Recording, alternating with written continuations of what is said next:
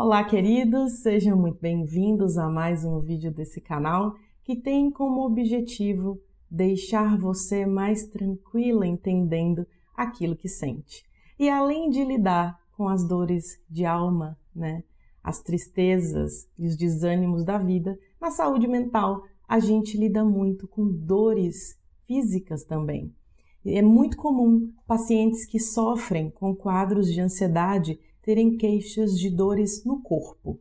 E eu vou explicar para vocês hoje 5 tipos de dor muito comuns, de dores muito comuns em quadros de ansiedade. A última delas, uma das que mais causa sofrimento, das quais a gente mais conversa em consulta e que eu vou esclarecer para vocês hoje. Se você não está inscrito nesse canal, clica no botão vermelho, ativa o sino das notificações enquanto o Bruno vai rodar a vinheta.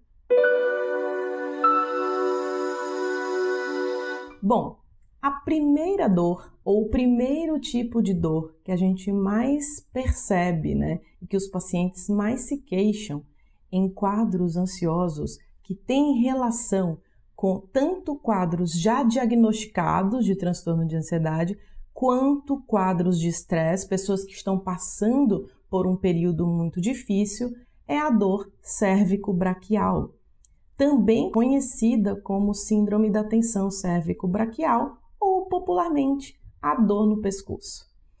Essa dor eu já falei para vocês num vídeo que eu dei 7 dicas para melhora de ansiedade. Se você não viu, clica aqui no card depois para assistir.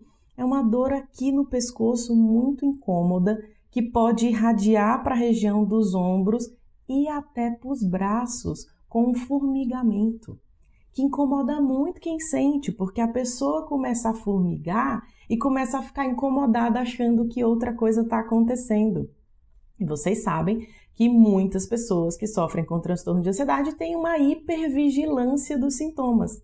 Ela percebe tudo o que acontece e ainda tem um pensamento catastrófico, um pensamento de piora. E aí você imagina um formigamento que pode irradiar para os braços, a pessoa já pensa que é AVC ou que está tendo um infarto se for mais concentrado em braço esquerdo.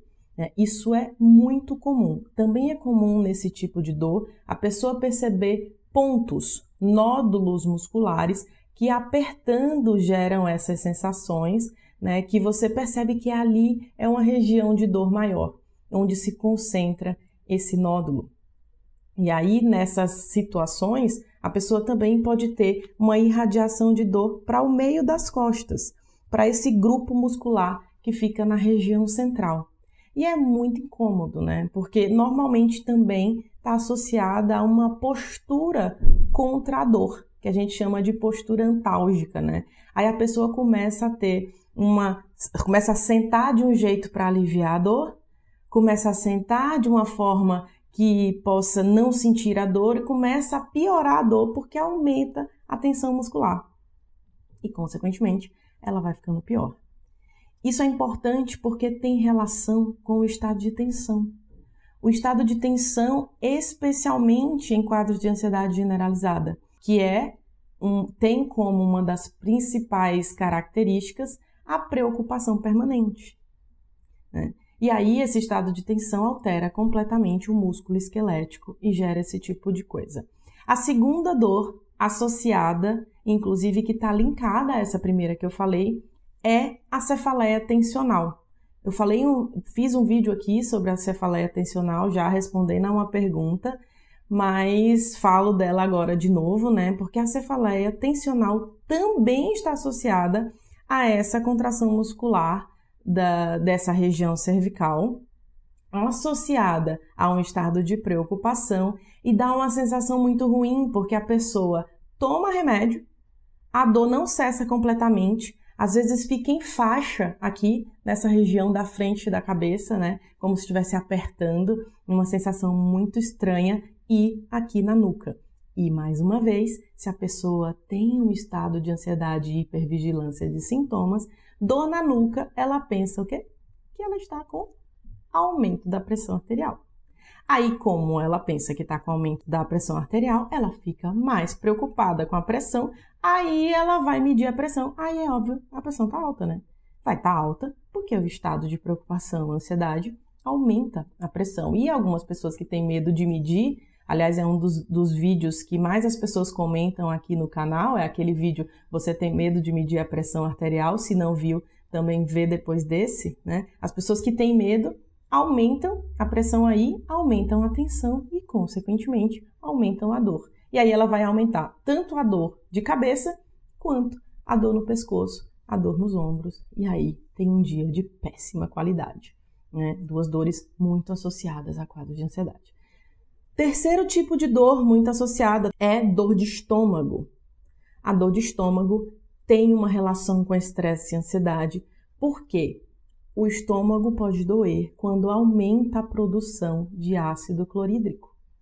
Ácido clorídrico extremamente importante para a nossa digestão, para a digestão de proteínas principalmente, né, para que as proteínas sejam quebradas ali, preparadas para absorção. Mas em estado de estresse essa produção aumenta e isso, consequentemente, aumenta o processo inflamatório de parede do estômago e, consequentemente, causa dor. E aí você imagina para onde tudo isso leva, né? Porque se a pessoa está ansiosa, super estressada, ela aumenta a produção de ácido clorídrico. Aí isso já tem muito tempo, consequentemente ela altera a digestão, aí ela altera a microbiota intestinal também, ela vai começar a alterar a absorção e, secundariamente, produção de neurotransmissores no trato gastrointestinal e os precursores da produção deles no cérebro. Quando eu falo para vocês que saúde mental é corpo inteiro e não do pescoço para cima, é por tudo isso. Porque tem uma relação com o corpo todo, né? Com todas as manifestações que a gente tem. Então, bem comum, dor de estômago também. A quarta dor tem muita relação com os pacientes de TAG, né? De transtorno de ansiedade generalizada que eu citei, que predominantemente tem um nível de preocupação acima do considerado razoável, né, para um determinado tipo de problema, né? São pessoas extremamente tensas, preocupadas, estão ali sempre pensando que algo pode dar errado, se preparando para um resultado que pode dar errado, né? Então, esse estado de tensão dessas pessoas pode gerar não somente a dor que eu falei no início, a número 1, como dor no corpo inteiro. Dor realmente no corpo inteiro. Porque o estado de tensão é do músculo esquelético. Quando você está falando de tensão, você está falando de contração, mesmo que ela seja sutil nos músculos. E quando você está falando disso, você está falando de alteração de drenagem de sangue. Você está falando de alteração de oxigenação, de produção de radicais livres e, consequentemente, de aumento de dor. Aí a pessoa pensa de cara, porque ela põe no Google, e ela pensa, dor no corpo inteiro, aparece lá o quê? Fibromialgia. Claro que é fibromialgia, eu tenho dor no meu corpo inteiro. E não necessariamente é fibromialgia, tá?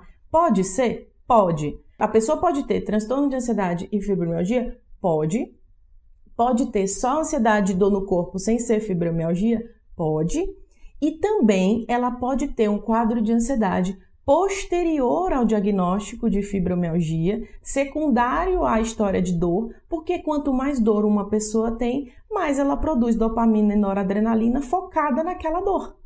Consequentemente, ela vai ficar mais ansiosa. Mas o tratamento da fibro tem modulação de neurotransmissor? Tem, mas também tem uma preocupação com produção de energia de mitocôndria, né? Um resgate dessa saúde mitocondrial, produção de oxigênio, de nutrientes ali para a saúde celular. Mas uma coisa pode andar junto e pode ser separada da outra. Então é preciso que se exclua isso, para não ficar todo mundo que acha que tem dor no corpo inteiro é porque tem fibromialgia, tá bom?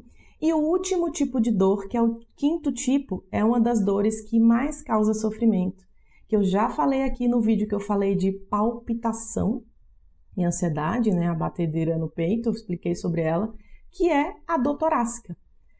E por que é das que causa mais sofrimento? Porque uma pessoa que tem dor torácica, a primeira coisa que ela pensa é que ela está infartando, que ela é com angina, né? E, obviamente, tem que se excluir causa cardíaca em dor no peito. Sempre. Mas o que acontece em quadros ansiosos?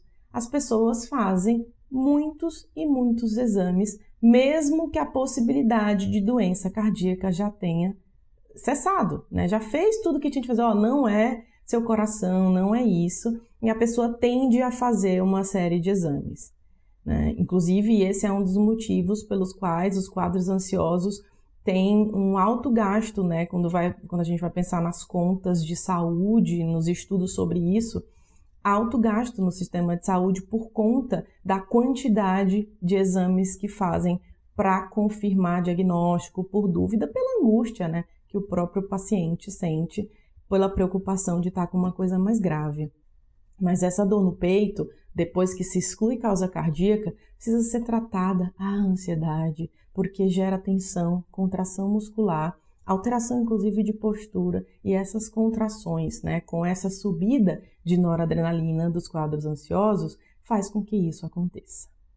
E aí, quando você trata, quando você pratica exercício físico, quando você medita, quando você melhora a sua alimentação, tudo isso tem a ver com melhora de ansiedade, né? Quem lê o livro Ansiedade Controlada sabe disso, né? Tá aqui abaixo desse vídeo. Você vai ver que isso melhora.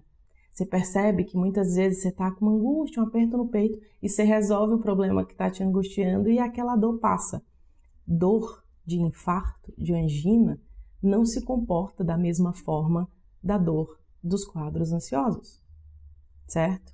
Então, a primeira coisa, se tem dor no peito, é excluir causa cardíaca. Excluiu, o médico lhe deu certeza que não é isquemia, aí você vai tratar o seu quadro, né? Que, claro, existem outras coisas que podem dar também essa dor no peito, que é o próprio refluxo, que imita uma dor como se fosse um infarto, né? Para algumas pessoas é bem intenso. E aí você pensa, né? Pô, mas você falou que os quadros ansiosos podem ter dor de estômago. Então a pessoa também tem a possibilidade de ter refluxo? Tem sim. E aí ela pode estar com dor torácica do refluxo, mas ela também pode estar com dor torácica da ansiedade. Pois é.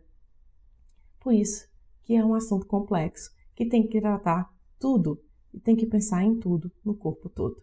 Certo? Esses são os 5 tipos de dores muito comuns em quadros ansiosos, eu vou repetir, que é síndrome da tensão cervical ou síndrome cérvico-braquial, né? Essa dor aqui na região pescoço, ombro e que pode irradiar para braços e costas, dores de cabeça, prevalentemente cefaleia tensional, dor no estômago, dores difusas que se confundem com fibromialgia e a dor no peito, certo? Se você não está inscrito nesse canal ainda, clica aí no botão vermelho, ativa o sino das notificações, dá uma olhada nos outros vídeos que eu citei aqui, que eu já fiz, que podem ser dúvidas suas, e eu te aguardo no nosso próximo vídeo. Até lá!